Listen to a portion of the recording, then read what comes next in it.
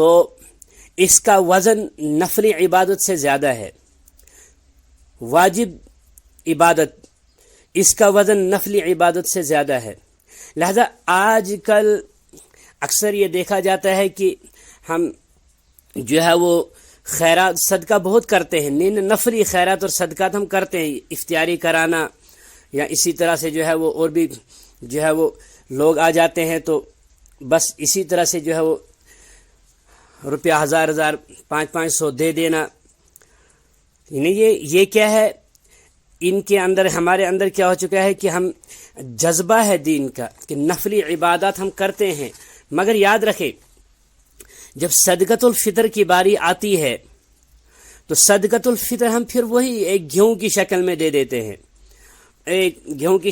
دیتے ہیں، جو ہے وہ 2 کلو یا زیادہ سے زیادہ 2 کلو کے حساب سے آپ یوں رکھ لے 60-70 روپے کے حساب سے ہم دے دیتے ہیں، 80 روپے 70 روپے کے حساب سے دے دیتے ہیں.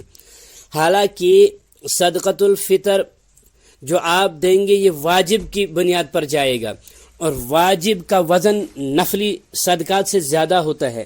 لہذا صدقۃ الفطر جو ہے وہ احادیث میں 5 چیزوں کا آیا ہے. دیکھیں اللہ تبارک و تعالی نے دیا ہے تو دیں، نکالنا چاہیے ہمیں صدقۃ الفطر بھی نکالنا ہے.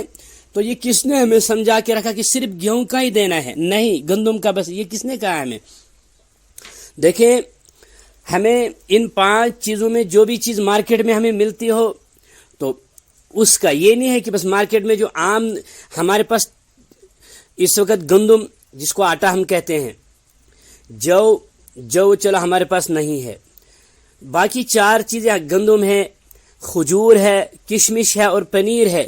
یہ 4 کی 4 چیزیں اس وقت ہمارے پاس جو ہے وہ وافر مقدار میں، کھلی مقدار میں ہمارے پاس ملتی ہے. ہم اپنی فنکشن میں کھجور لاتے ہیں، ہم پنیر تو ہمارے گھروں میں بن سکتی ہے، یا جو ہے وہ کھجور یہ بھی ہم لاتے ہیں، کشمش بھی ہم لاتے ہیں. تو جب ہم صدقہ دیں، صدقہ فطر دیں، تو صدقہ فطر واجب کی بنیاد پر جا رہا ہے. تو واجب کی بنیاد پر جتنا زیادہ جائے گا اس کا جتنا ہی زیادہ وزن ہوگا. لہذا ہم کھجور کی یا کشمش 3.5 کلو، کھجور 3.5 کلو یا پنیر 3.5 کلو، کیونکہ یہ جو ہے یہ 3.5 کلو کی بنیاد پر دینے ہیں. اور کھجور جو ہے وہ اگر ہم دیکھیں تو سب سے بہترین کھجور کس طرح سے ملتا ہے اس وقت، زیادہ سے زیادہ جو ہے وہ 1200 روپے جو ہے وہ 3.5 کلو کھجور ہمیں بن جاتے ہیں اچھے سے. 1,500 سے اوپر نہیں بنتے ہیں. کشمش ہمارے پاس وہ بھی 3.5 کلو 1,500 کے قریب بن جاتے ہیں.